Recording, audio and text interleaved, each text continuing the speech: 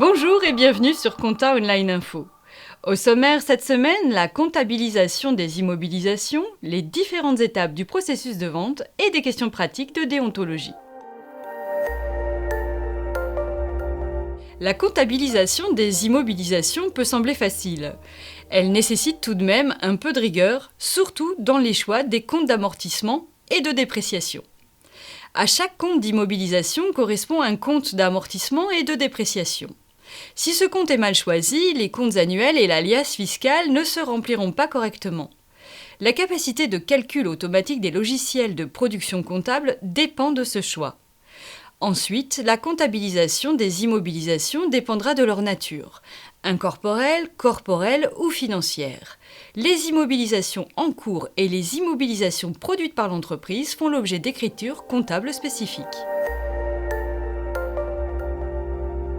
Vous devez savoir qu'avant un acte d'achat, un client n'est pas encore un client et qu'il existe donc plusieurs étapes à franchir avant que la personne fasse partie de votre base de données client.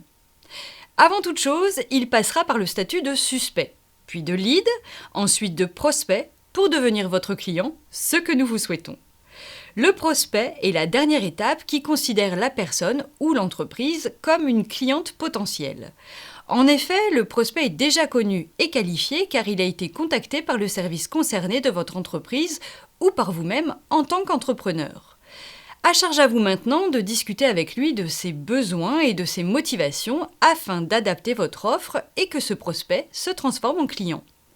Vous trouverez plus d'informations sur les étapes de vie d'un suspect vers un prospect dans notre article sur Compta Online. La loi Pacte permet aux experts comptables de facturer ce que l'on appelle des honoraires de succès. Ce sont des honoraires qui n'existent que lorsque l'expert comptable fait gagner de l'argent à son client, un pourcentage.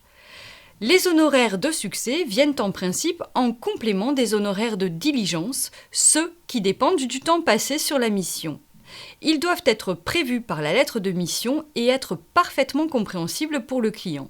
Ce dernier doit les accepter. Vous pouvez accéder gratuitement à tous ces articles sur le site compta-online.com. Toute l'équipe de la rédaction vous souhaite une bonne semaine.